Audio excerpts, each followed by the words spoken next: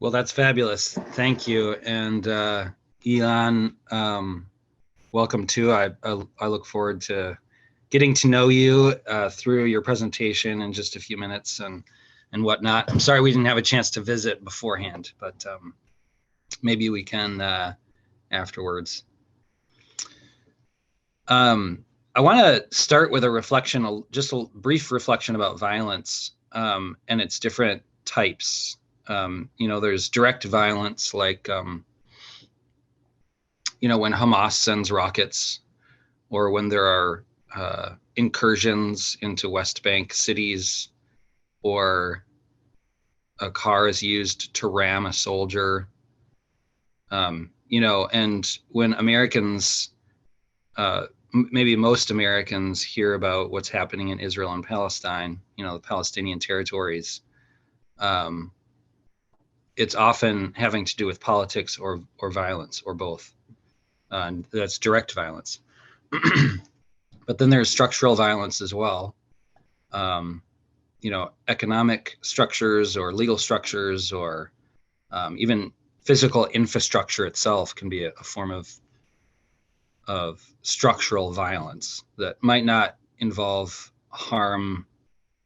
direct harm to a body or to property, but that has an effect of limiting human rights or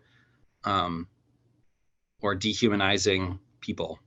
And so that's a form of violence. And then there's also cultural violence as well. Words and ideas and text and speech and discourses that might tend towards the dehumanization or erasure in people's consciousness of other people. And that might be called cultural violence. And it's that type of violence, cultural violence, that this project relates most to. And it's not cultural violence broadly or, generally. It's cultural violence in a particular context. I would say one that's very close to me, as a practicing American Christian. I wanted to reflect on American Christianity and the kinds of ideas that are common among some American Christians with regard to Israel and the Palestinian territories. So I want to pause just a moment and say and acknowledge that my family and I live on the traditional homeland of the Council of Three Fires, the Odawa, the Ojibwe, and the Potawatomi, especially the Potawatomi here in the western suburbs of Chicago, where I live and own property. And acknowledging that is important for me as I think about, even just related to this topic as well, because I think of myself as an American Christian and all different sorts of things, but also as a member of a settler society here in the United States. And I personally benefit, my family benefits, my community benefits from what happened with the displacement of Native Americans long ago. So zooming out just a little bit, roughly 3/4 of Americans identify as Christians, and 1/4 as evangelicals, making evangelicals the largest category of Christians in the US, bigger than Catholics, bigger than mainliners. But evangelicalism itself is internally diverse. We have progressive and conservative and moderate strains of evangelicalism. And I myself would have used that term to describe myself until just recently, really, just until Trump, kind of drew a great big dividing line down the middle of my family, actually. And so, this isn't just an academic exercise for me. There are very personal elements to what I've been thinking about related to this project. And not all evangelicals are Zionists, but let's say maybe over the last 50 or 60 years, Christian Zionism has been an increasingly characteristic part of conservative evangelical, the conservative evangelical community in the United States, of which I have been a part. And that means that some American Christians have these very complex and nuanced and interesting ideas about Israel and the Palestinian territories, and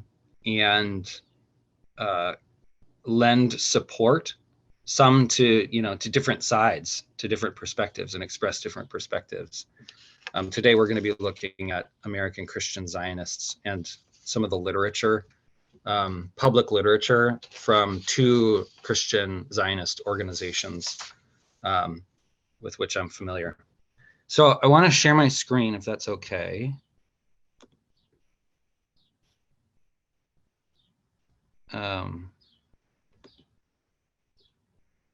And give me just a second. I think I'm going to have to take. Can you share it? Yeah. I think I can. Give me just a second, though. I have to pull it up a little differently than I had here.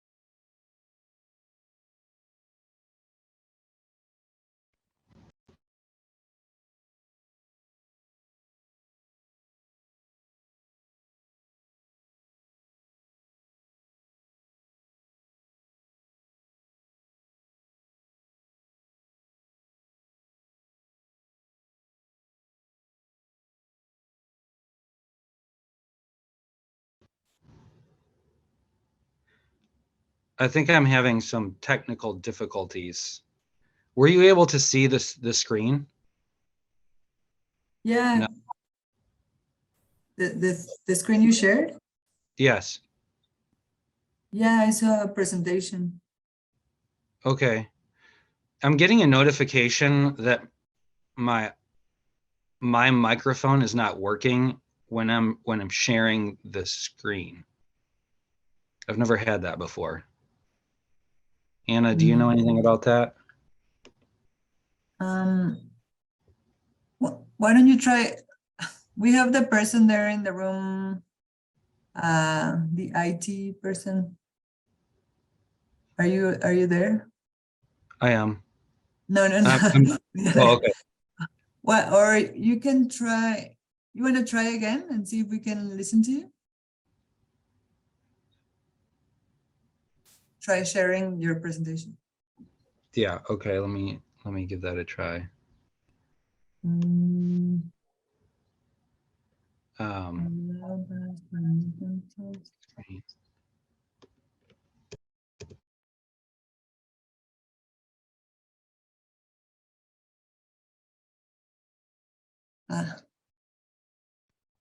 you hear me? Yes. And can you see the presentation? No, but maybe change the slide to see if. No, we can't see the presentation. Okay. Oh yeah, there it is. Oh, you can. Yay! And you can hear me. Yeah. All right. Fabulous. Okay. So I spent until it wasn't until my 20s that I started thinking more critically about Israel and the Palestinian territories beyond the ideas that my childhood gave to me. I remember in a middle school Sunday school class being guided by the teacher, along with all of my fellow students, to all year long, every Sunday, we we folded paper origami cranes, and we probably collectively made 4,000 or 5,000 of them over the course of that year. And our teacher at the end of the year put them all together into a chandelier, and we sent it to the Israeli embassy as a gift from our church.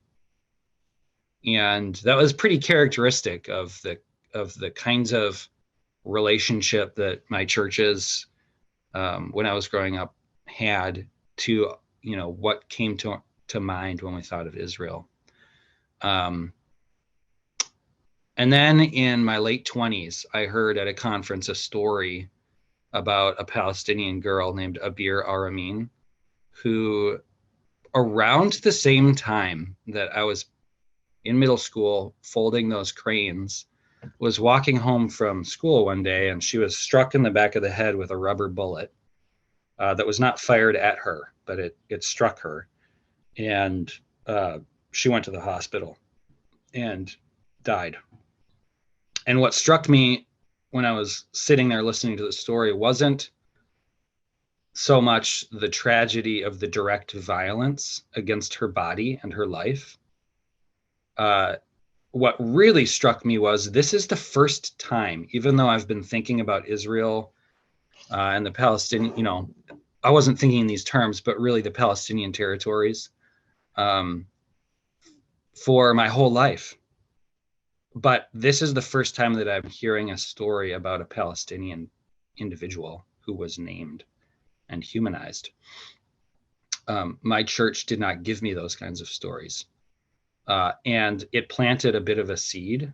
And I think of this project and the larger project that it's a part of as some of the fruit from the plant that grew. So all of that to say, there are personal connections to what I'm thinking about here as well. So as I said, this is part of a larger project. My dissertation was on higher education in Bethlehem, which is a Palestinian town in the West Bank.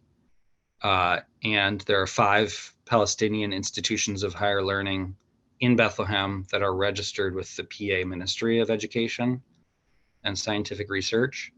And I studied 3 of them for that project. But along the way, I developed some other interests, and one of them was this autoethnographic kind of thread in the project. And that's where this project is rooted and emerged from. And you see the question there that was a part of the dissertation. Well, the project that spun out of that I'm presenting today, the research question for that one was, how do American Christian Zionists use religious language and ideas to express their social and political perspectives? How do these rhetorical products differ between different expressions of Christian Zionism, recognizing that Christian Zionism is not a monolith? It was a part of a larger case study, so I used a couple of different kinds of data and methodologies. One of which was this autoethnographic reflection.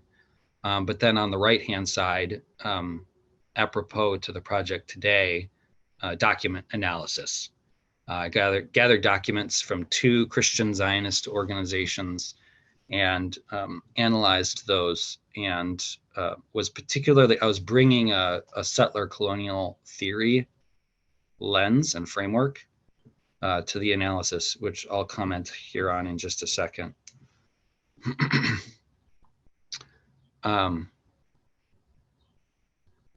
Actually, let me go back here. A couple of other comments on this first. So I collected and analyzed publicly available literature from 2 Christian Zionist organizations.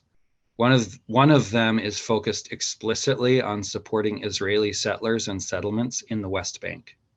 The other focuses on supporting Israel more broadly, without mention of settlers or settlements.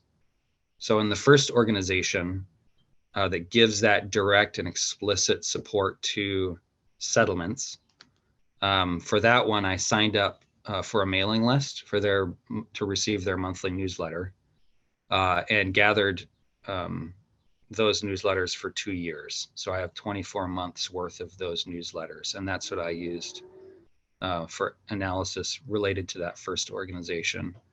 And the second organization, which I would say takes maybe a little bit more sophisticated and nuanced position. It does not call itself a Christian Zionist organization. It doesn't use that label, but I would say it functions as one. Functionally, it is Christian Zionist in its perspectives. And that organization provides trips to Israel for Christian college students from the United States. It's called Passages. And their sort of catchphrases are, in their mission language, is that they want to acquaint American Christian college students with, first of all, the roots of their biblical faith, and second of all, the modern day miracle that is Israel. So that's their language. Appears on their website and in the literature. So student groups are recruited from college campuses, faith-based groups. There are about over 6,000 alumni from these trips now. And I used to work at a Christian college myself here in the western suburbs of Chicago. And so I knew students who went on these trips. And would make a point of connecting with them when they got back, just to hear about their experiences and what they saw and what they heard. And one of the students I met with gave me their trip literature. So the maps and brochures and the tour book and all of that. And that's what I used for analysis relative to that second organization. Okay, so these are a couple of pictures of some of the material. I gathered 24 newsletters from the first organization, which is Christian Friends of Israeli Communities. And the Israeli communities there is a reference to settlements. That is what they talk about, is Israeli settlements in the West Bank. It's not about the state of Israel proper. It's about what's happening in the West Bank. And then Passages Israel, I have like I said, that field guide, which has an itinerary of a full itinerary with descriptions of various locations. And then the map as well that Passages gives to students. And I will say these materials are a little old by now, so my guess is that Passages they have other things that they give to students now. I think I got these from my student 5 or 6 years ago. And then just a comment on the theoretical lens that I'm using. Settler colonial theory, in a nutshell, is about transfer of populations.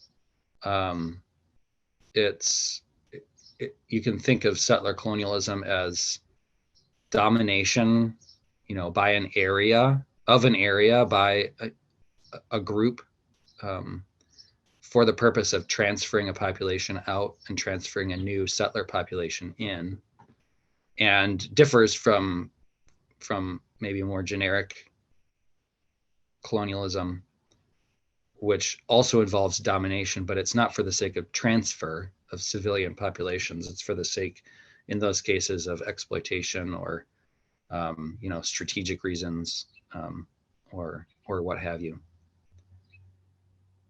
In 2010, Veracini published a book, Lorenzo Veracini, who's a settler colonial theorist, I think from Australia.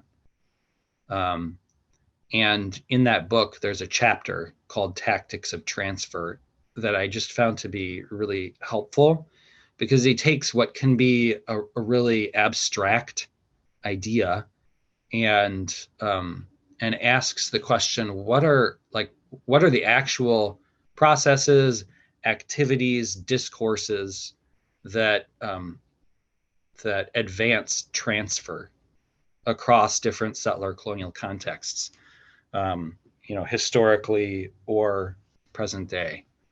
And he's got a catalog of probably 40 of them in that chapter. And what struck me as I was reading the chapter is how few of them are examples of direct or physical violence. Out of the 40, there were maybe 5 that were distinct tactics, distinct directly violent tactics.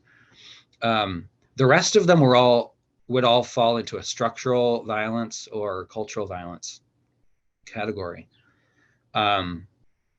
And these 4 emerged for me as particularly salient as I was both reading the literature and conducting the project. Conceptual displacement, perception transfer, settler indigenization, and narrative transfer, and found all 4 of these in the documents that I analyzed. I'm getting a little ahead of myself here, but this is the primary frame that I was bringing to the project. So I coded the newsletters, those 24 newsletters from organization number 1. And you can see some of the codes there. The term Arab appears 22 times across those newsletters. A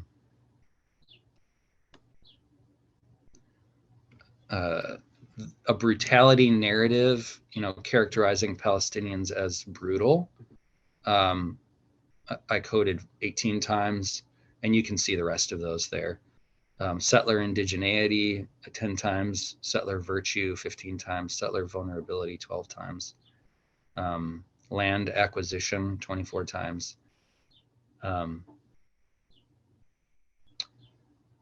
So both organizations used theological vocabulary regularly in the materials and included biblical quotes as well.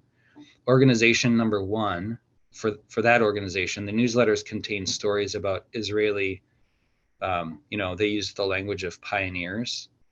It sounds like covered wagon, like to an American, it sounds like covered wagons and Laura Ingalls Wilder, and evokes that kind of, feeling and sentiment, which is, it's interesting.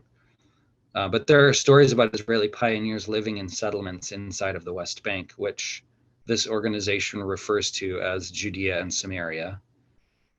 The stories frame settlers as heroic and virtuous, but also vulnerable as they seek to be faithful to God's will by being there, while standing against a hostile enemy. The newsletters refer to Palestinians as Arabs in every instance, and thus subvert the specific claims of Palestinians, to what they think of as Palestine. In describing Palestinian resistance, the author uses really strong emotive words like rampage, attack, riot, hostile Arab neighbors, vile terrorists. The corollary terms that are used to describe Israeli settlements and settlers are words like isolated, threatened, and desperate. And then the term vast is also used several times to construct this kind of vulnerability of the small Israeli homes over and against the vast Arab towns that are surrounding them on all sides. And then biblical verses were interwoven with these discourses multiple times in each newsletter. And the newsletters used the Bible to support common settler colonial tropes and dualisms like danger versus safety, dehumanization versus dignity, and moral degradation versus righteousness. And I just want to read actually directly from one of these newsletters. I've got one right here. This one is from April 2021. Each of these mailings included multiple pieces you saw from the picture. This one is kind of like a news and highlights from the region, but focuses in on one specific settlement. So now quoting the piece, arson has become a favorite weapon of terrorists, and the Samaria region is desperate for a local fire station on the eastern Samaria mountain ridge to help combat the threat. The people in the small communities of the area have suffered greatly from Arab arson terror attacks. Their homes are threatened and property and infrastructure have been damaged or destroyed. Your donation for a firefighting station in the Samaria region will literally save lives. Nestled in the folds of the Samarian Mountains Ridge near Shechem, a hotbed of terrorist activities and other hostile Arab neighbors, lies a cluster of isolated, small Jewish communities. About 1,000 pioneering families live on the mountain ridge in eastern Samaria, steadfastly holding on to their biblical ancestors' land. The ridge they are guarding overlooks the entire western half of Israel, the coastal plain and 70% of the population. The brave pioneers of eastern Samaria must keep constant vigilance to ensure their families are safe from daily terrorist threats. And as I read that, the terms that strike me as they just jump off the page, I'm just going to read them back. Terrorists, threat, Arab arson terror attacks, threatened, hotbed of terrorist activities, hostile Arab neighbors, cluster of isolated small Jewish communities, steadfastly holding on to their biblical ancestors' land, brave pioneers, keep constant vigilance, and terrorist threats. So that's an example. That's the first organization, and gives you an idea of some of the discourses and how settler colonial discourses are deployed very explicitly in this first organization. The second one, I want to particularly highlight the map. Well, a couple comments about the manual first. Students are introduced in the manual to their itinerary, and each site is given a headline and a paragraph description, pretty chunky paragraphs. So as I was reading the manual, there's a lot to look at. And this section lists the 10 sites from their trip that relate to modern political interests, such as an Israeli settlement. They went to Alfei Menashe, Independence Hall, where the Israeli Declaration of Independence was signed, and the Israeli Supreme Court. So there are 10 of those sites that they go to. And then there are like ancient biblical sites as well.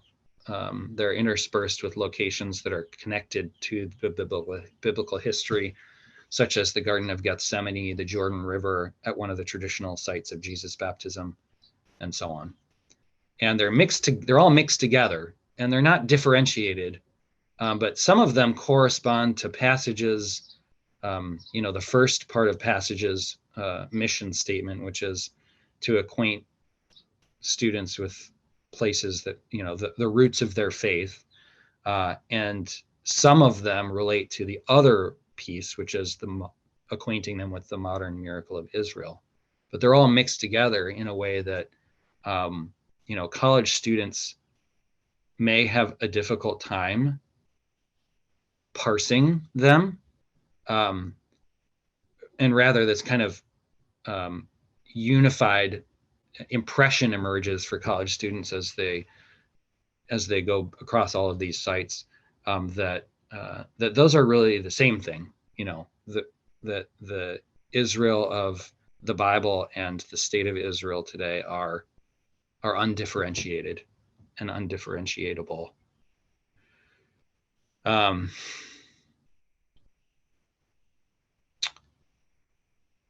then the map itself expresses, I would say, visually a settler colonial vision, making what is a contested political statement that the Palestinian West Bank is just a region of Israel. As you look, you can see in this picture, if you look closely, the green line is represented, but barely. It looks to, an untrained eye like the West Bank is a region or multiple regions in the state of Israel. And larger Palestinian cities in the West Bank, like Jericho, Nablus, and Ramallah, are labeled in bold black font. You can see them in the picture. And it's the exact same font that's used for larger settlements as well, like Ariel. So again, untrained eye would look at that and not be able to tell the political difference between those cities. And the West Bank is not labeled as the West Bank. It's labeled with the terms Judea and Samaria. So to kind of wrap it all up and bring it home, the main idea that I came away from this project with is that Christian Zionists, that are kind of like part of my family, so to speak, part of my religious family, you have stories about land that resonate with settler colonial tactics from Veracini. And I use that word resonate intentionally because I don't want to overstate a claim about the relationship between Christian Zionist discourses and settler colonial tactics. I don't want to say that, one came from the other or that there's any kind of causal relationship or genealogical relationship. I don't think that this project gives me any basis for making claims about that, but I can say that they resonate. They look a lot alike. So I'll end on this comment about perception. Kaplan has a book, Our American Israel, from 2018, and in the book makes this comment that cultural perceptions don't dictate policies, but they do, however, create a perceptual field in interaction with those policies and political ideas from which a consensus emerges. And that's what I feel like this project is looking at, is just a couple of exemplars.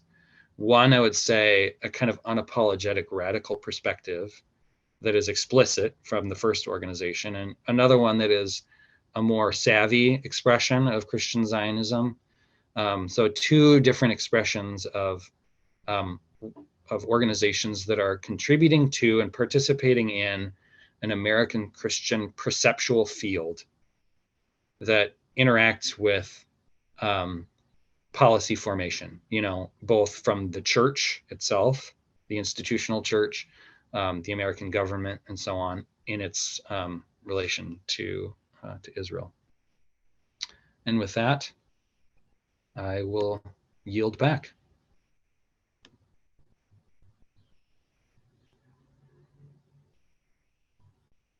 Thank you very much. Now we're going to listen to Ilan and we'll have questions at the end. Okay.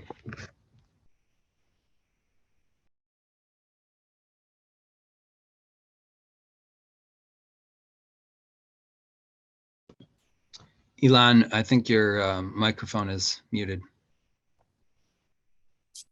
Okay, thank you. Thank you. So I'm going to talk today about a book project that I'm now at the finishing stages. It's going to be it's a book that I've been writing for the past few years. It's going to be published by Texas Tech University Press in 2024. I'm now writing the last chapter. It's a very interesting, exciting project that American Military University was very generous in supporting through the years. And it deals with the question of religious Jewish interpretations to socialism and from the history of the ideas perspective. The book really deals with two major questions. First, I was very interested from the perspective of history of the ideas, to talk about how do religious people in the interwar period in Europe in Eastern Europe interpret socialism? How do they reread socialist texts from the prism of their religious perspective, and how they reread religious texts from the socialist perspective? And that was one major question I've been writing about. The second question, which is discussed only really in the last chapter, is why has this religious interpretation of socialism, this discourse, religious discourse about socialism, why did it disappear as a political outlet, a political avenue after 1945? And I'm going to try to give you today a outline of what I found in the past few years doing this archival work. The work I did was mainly based on primary sources that were published in the interwar period, booklets that somehow survived the war, one copy in this library, one copy in another library. I was fortunate to find some quite rare newspapers that were published in Poland in the interwar period, would partially survive, that gave me access to this. There was very little other kinds of archival material because, again, most of it was in Eastern Europe, most of it was destroyed by the war. So these were my main primary sources. So let me first just give you the historical context. This movement, political movement of religious Jews who are interested in socialism, can be found mainly in the interwar period in Poland. This is Poland of post-First World War, many national tensions between the Polish majority and national minorities like the Ukrainians, the Jews, the Germans. There's also a very clear tension between the Catholic majority, and the Jews were the most visible religious minority in Poland, also linguistically, also a minority at that time.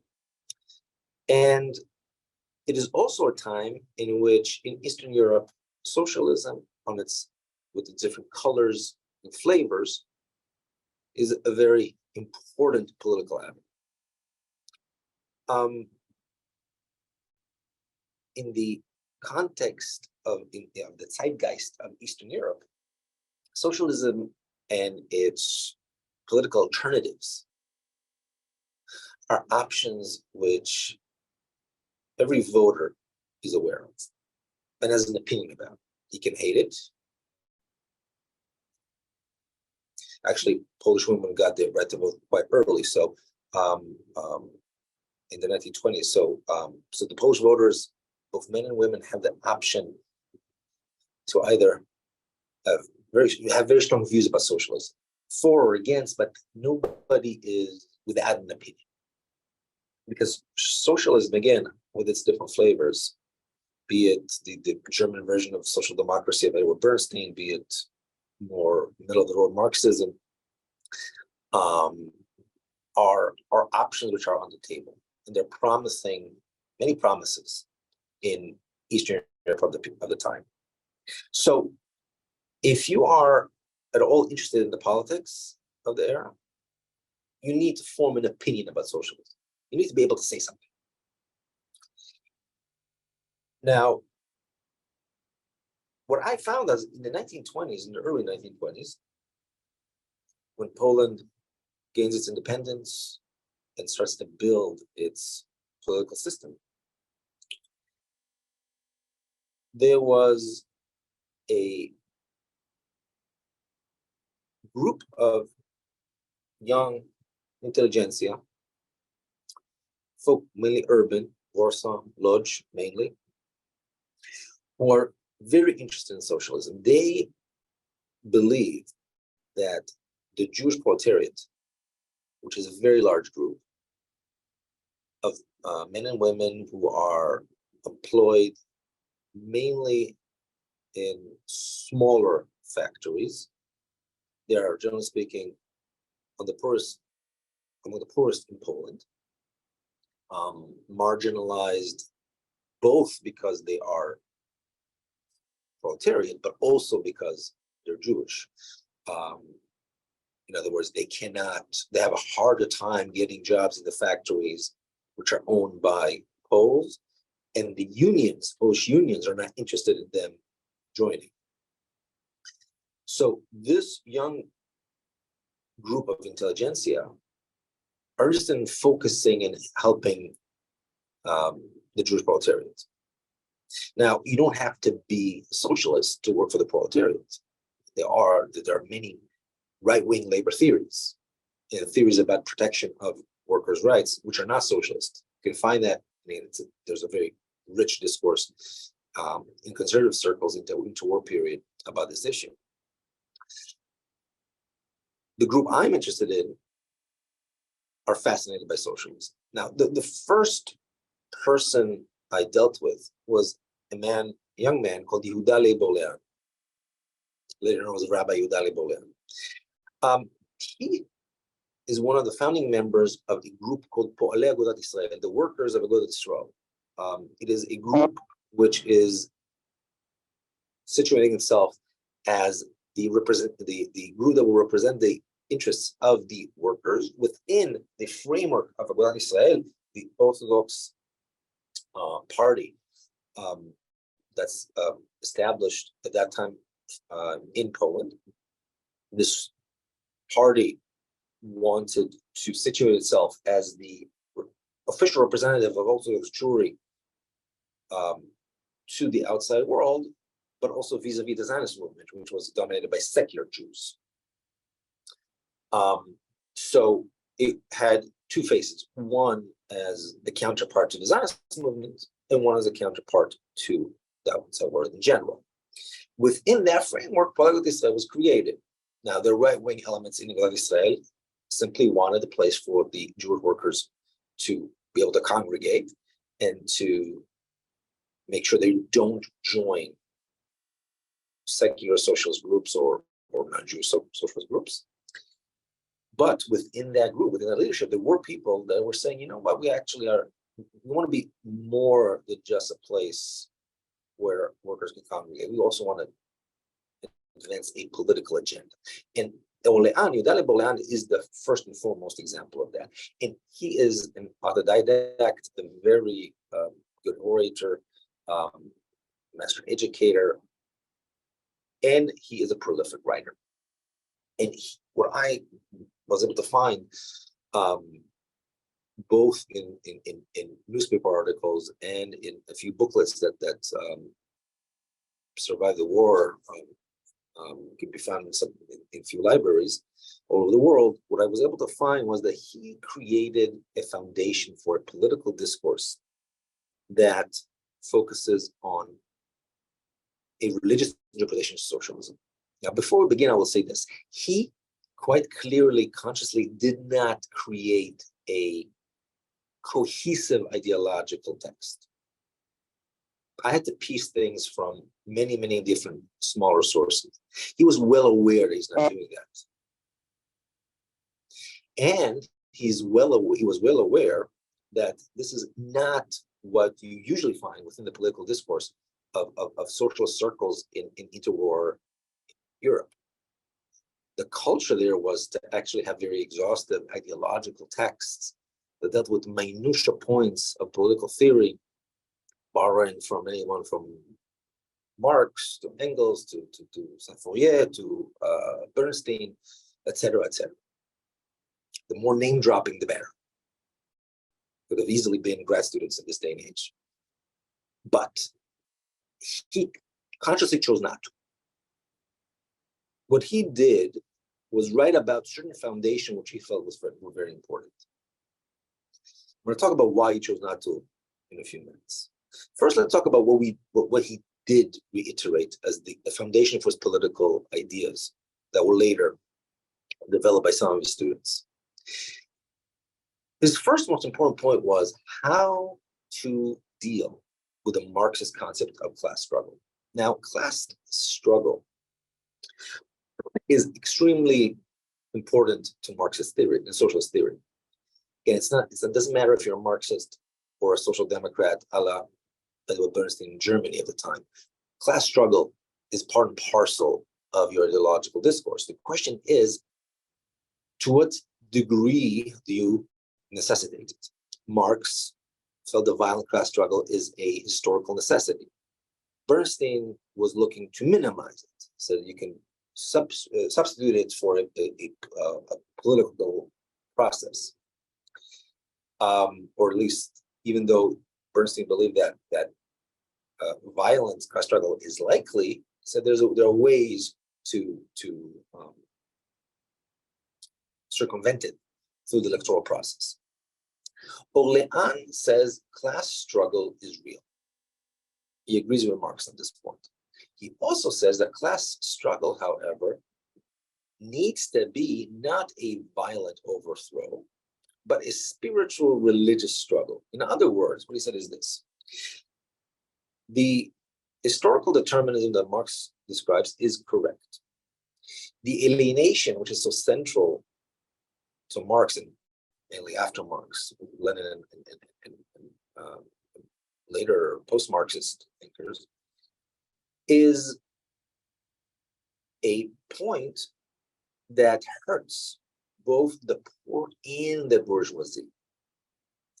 In other words, the alienation is something that causes spiritual harm to both poor people and rich people, both to the proletariat and the bourgeoisie and the capitalists. So the class struggle needs to liberate both the proletariat and the capitalists. And how can this be done?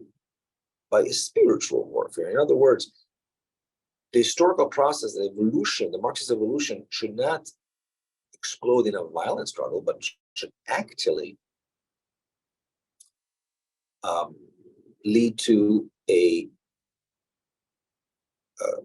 spiritual discourse that will highlight the dangers of capitalism and of consumerism.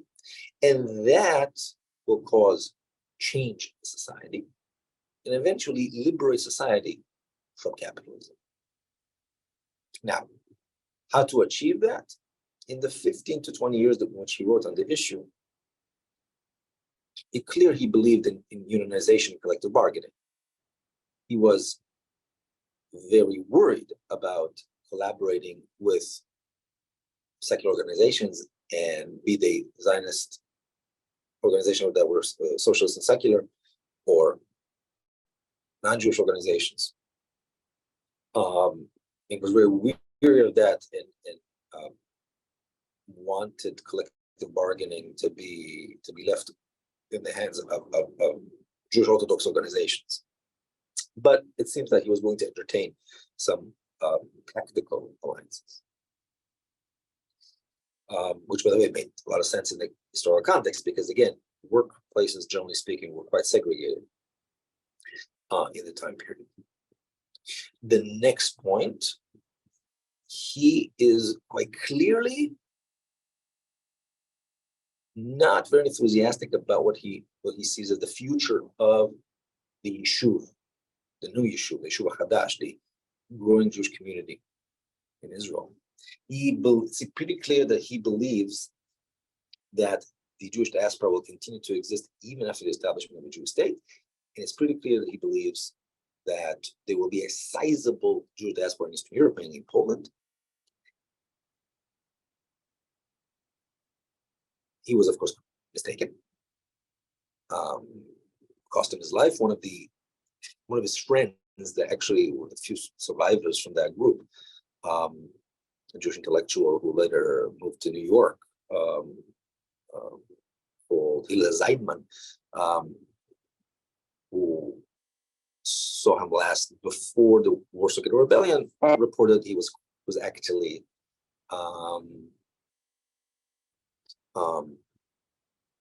acknowledged his mistakes at that point.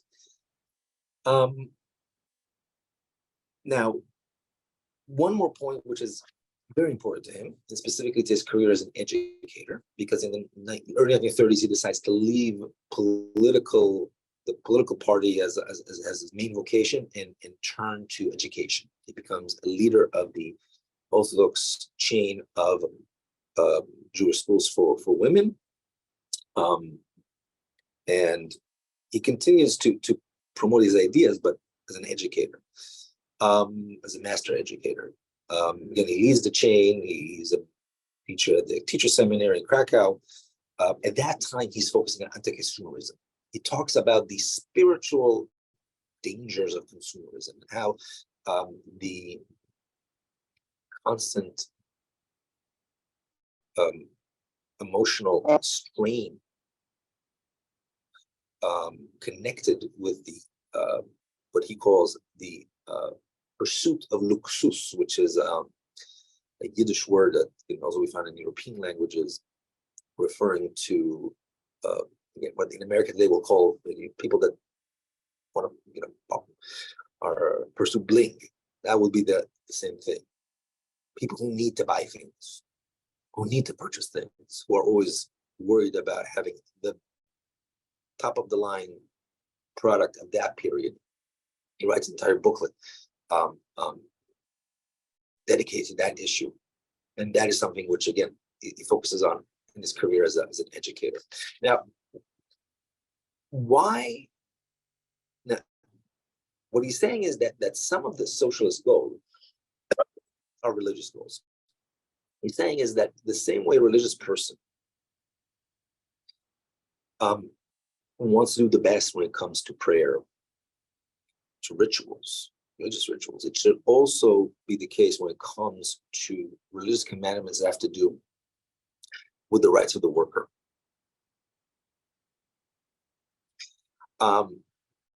He's echoing definitely very clear, again, using religious language to take some very basic Marxist ideas and socialist ideas.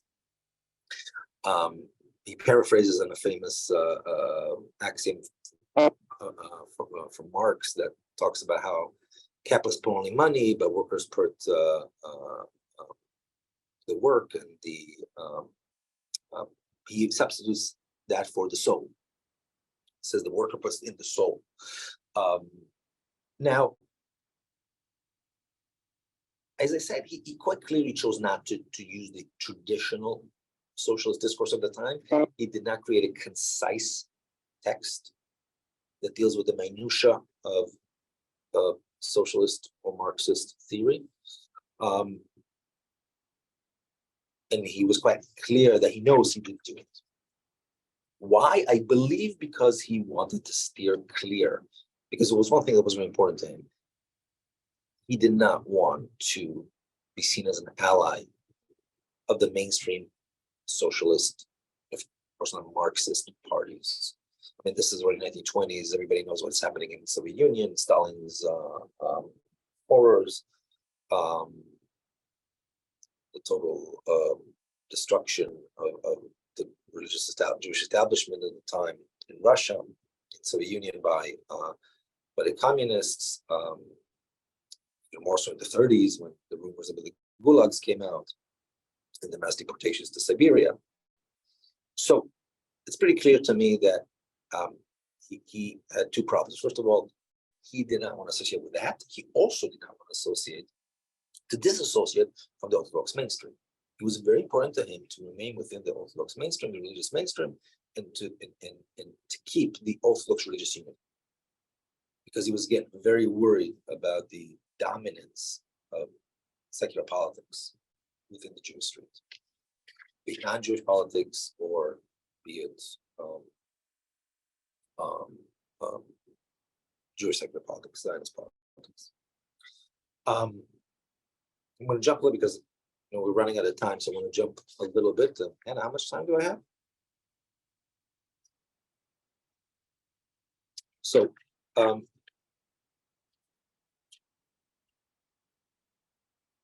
when he decides to pull a little bit back from his political involvement and focus on his educational pursuits, again, first as a principal of a major Jewish high school for young girls in Warsaw, and later as the leader of the entire chain, he then goes and the reins more or less moved to one of his students. This was there was the leadership of the party had several factions. Some on a more traditional side, some again wanted to cooperate more with socialist goals and socialist parties. One of them, and probably the most articulate member of the leadership, and the person that did the most to create a more cohesive ideological discourse, was a young man, to a degree, a student of Orléans, called Leib Froom. He spent a lot of time in creating an ideological agenda. Now, again, we have very little time. I think we said we'll end up by 11:20. So I will just say this. What was clear about his work was that he was now weary of being identified as a socialist. He was well versed, which I'm sure Orléans was also, in Marxist theory, but also in the contemporary alternatives in the socialist spectrum. Again, German social democracy being probably the best example. He chose to identify as a social democrat. Now, you need to understand, when we're talking about social democrat in that time period, we're not talking about Bernie Sanders of today or Scandinavian socialism. No, we're talking about a much more robust political agenda that wants to abrogate, wants to nationalize the main modes of production, but instead of, again, using violence, wants to use the democratic process and wants to have a more gradual process towards the abrogation of private property than Marx and Lenin, the Marxist-Leninists. So that's what he wants. He is definitely not a utopian. He talks about does not want, the Fourier and the other utopian socialists, which was so popular at the time. He wants to support unionization. He wants to work with general unions. He is also, unlike Orléans, he also sees in the 1930s the great potential of the Yishuv. He believes that there will be a mass immigration towards a Jewish homeland, a Jewish national home that will be created sooner rather than later. He doesn't foresee what's going to happen in Poland, but he definitely believes the movement needs to be much more active there. And he's also quite clear an anti-militarist. He's very weary of a war that will erupt in Europe. And he's also not as afraid of many butting heads with the Aguda establishment, with the Orthodox establishment. He's more comfortable in butting heads. Again, still, it's very important to remain part of the fold, but he's not as weary of a fight like Orléans.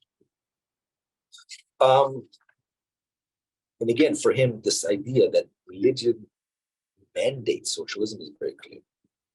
And in his text, he gives many examples on how the Marxist historical evolution process should be used to interpret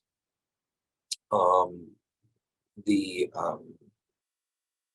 religious texts, and how biblical verses should not be taken in a formalistic way, but be interpreted in a contextualized way, and shows how Jewish tradition interprets biblical verses in a way that promotes social justice towards, again, this evolution of social justice, and uses and how biblical verses concerning private property should be understood in historical context, but really they're not mandated in any religious way. So because I have 4 more minutes, won't go into detail. The book also deals with other evolutions of this movement, a group that was much more committed to Zionism and religious socialism called Dat V'Avodah. Also in the chapter I'm working on now, which deals with thinkers that were promoting anarchist visions, socialist anarchist visions for the future. But with the 4 minutes I have, I'm going to talk about the last chapter, which tries to answer the second question, which is how come it disappeared after the war? Now, there are the obvious ideas. The fact that the war destroyed a big chunk of the constituency.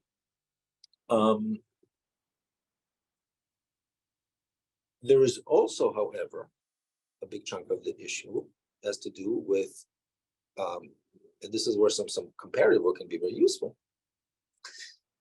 We'll compare this to there's a very rich literature on Christian socialism, very rich literature. You can see the similarities in the discourse, in the language, the terminology, extremely similar. Be it in Europe, there's again vast literature about Christian socialism in Britain in the interwar period. In the United States, it could be Niebuhr, be the Catholic Worker Movement. There's this ample research about Germany, et cetera, et cetera, et cetera.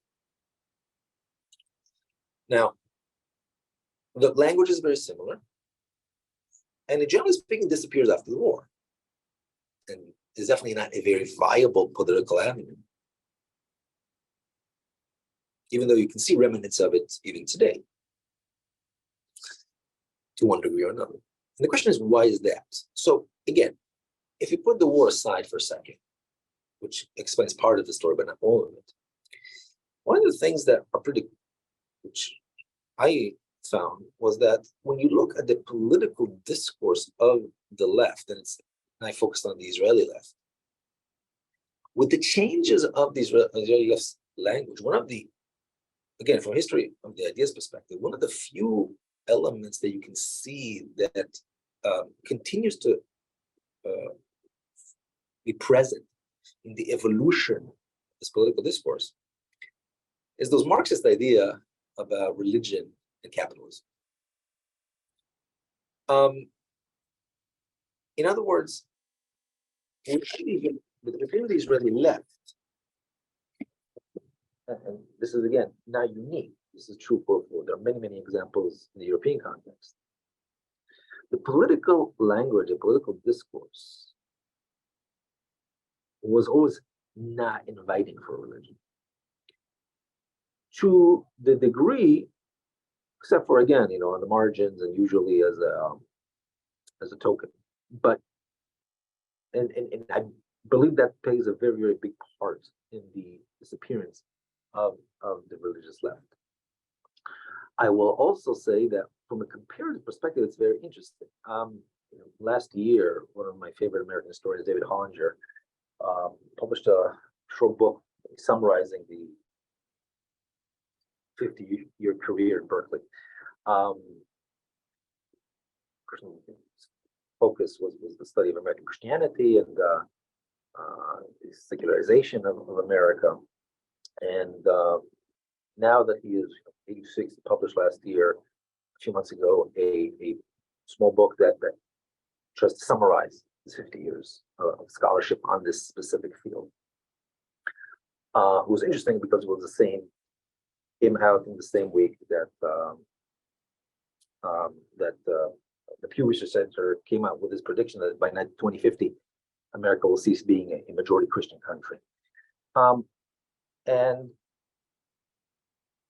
he said, well, again, his prediction for the future is the fact that we will see but what will be left of the religious community will be clearly a right-wing conservative political group. And I think this book that I'm working on from a historical perspective is comparative perspective, gives a lot of points to compare and think about the similarities and about the fact that within the left, the choices which have historical legacy, the choices to see religion in a very specific way and have real results in the balance. And when it comes to the future of the left, this is probably one of the comparative perspective that we support everyone. It's worthwhile to think about the lost constituency of the religious vote to the left. So thank you so much. And it was a pleasure. Thank you for those interesting presentations. Is there a question from our friend in the audience? Maybe that's a little pressure, but Hello. yeah. Ben, I think I work for the Telos Group. I'm Sharon. I think we may have emailed, but I don't think we've ever met in person. Thank you both for your presentations. This was really interesting. Ben, just a quick question for you. I know in our work, as Ben knows, I work for an organization that is not evangelical Christian, but we work a lot with evangelical Christians.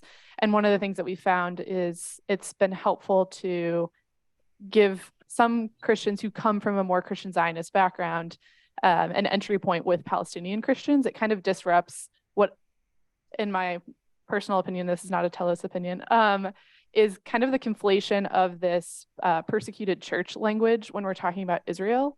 And when you introduce the idea that there are Palestinian Christians involved, it kind of disrupts that narrative.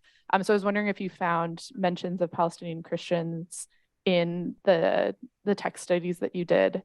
And then just a quick question for Ilan. I would love to read more about your project because I'm a political scientist by background and I love studying different kinds of political theory.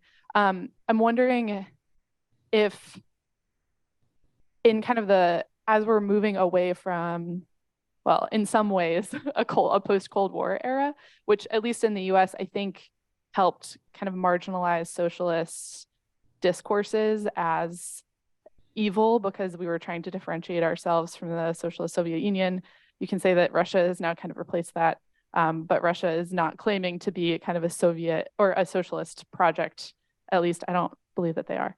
So I'm wondering whether whether you think we'll see kind of a rise in socialist discourses, especially where they kind of collate with religion, and if those will become more kind of socially palatable again. I think you kind of answered that in your last chapter, but those were just thoughts that I was having while you were speaking. Sharon, it's great to see you. Yeah, we have, and I think we might have met face to face extremely briefly at the Telos Summit. What was that, 5 or 6 years ago? Which was just an awesome event. So appreciate that, and love Greg and Todd and everything that you guys do. So, yeah, to answer your question extremely briefly, there's no room in the Christian Friends of Israeli Communities discourse for mention of Palestinian Christians. That I didn't see any whisper of that there, and would be extremely surprised to see it there in future newsletters. It is present in some of the programming for Passages, although with the added caveat that Christian Palestinians are, as you know, not a monolith either. And my impression is that the Christian Palestinians who participate as speakers or tour guides are not that representative, actually, of Christian Palestinians, and do serve to support the larger narrative of the modern miracle of Israel, kind of approach. Yeah, and then the last observation is that Palestinian Christians I'm sure you know this too, but I just noticed that Palestinian Christians can sometimes be appropriated in the American mind between Christians and Muslims, and the persecuted minority Christian group can be deployed in a way that furthers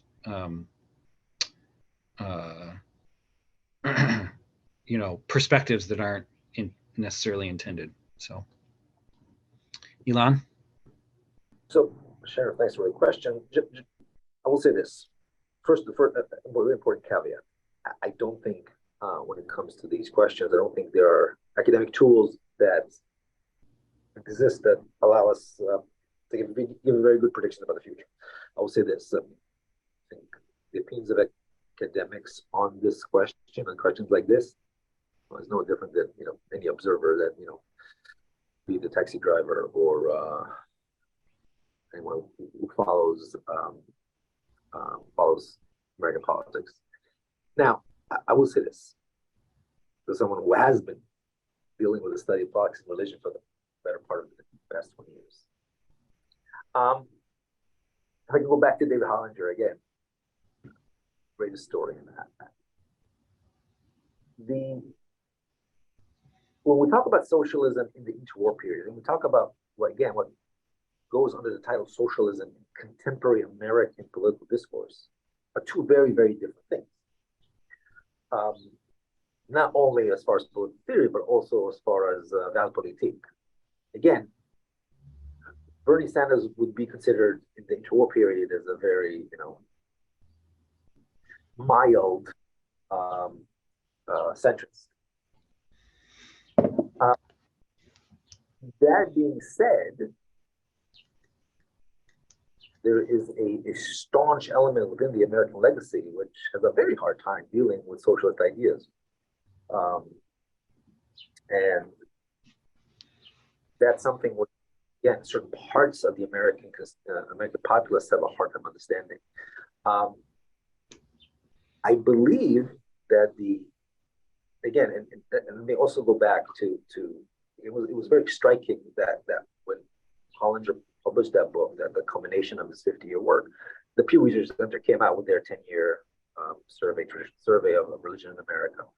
And again, for the first time, saying what many people have been predicting based simply on a really good sample, predicting that in 2050, America will cease being a majority Christian country. Which is, again, this is a paradigm shift politically also. Remember, the vast majority of voters in America, the minority of Americans who vote, the majority of them vast majority are religiously involved or Christian. So the secularization of America is a game changer. Now, says something about socialism? No, I don't think so. Because secularization was as much gave birth to modern conservative, modern right-wing political theory as much as socialism. And the language of individuality, post John Locke, John Stuart Mill kind of language can go really well to justify neoliberalism and the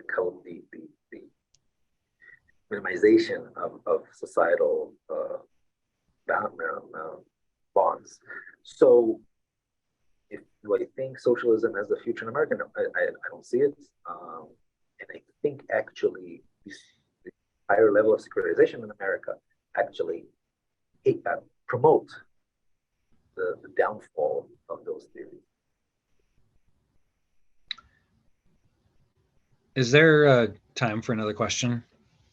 We ran out of time, but yeah, we ran out of time. I'm sorry. Okay. I have questions for Elon left. Okay. Sharon, it was so good to see you. So good to see you. I feel like I'm like I have to look that way. We can only see your back. No, thank you so much. This was really interesting. I really Anna, if you can thank Elon for me. I am very interested always in political theory and learning more about that. So that was really fascinating. And then Ben, your presentation was wonderful too. I just have more background on it. Gotcha. I have to close the session, but thank you for everything and have a good day. We'll speak soon, Ben. Thank you. Okay, sounds good.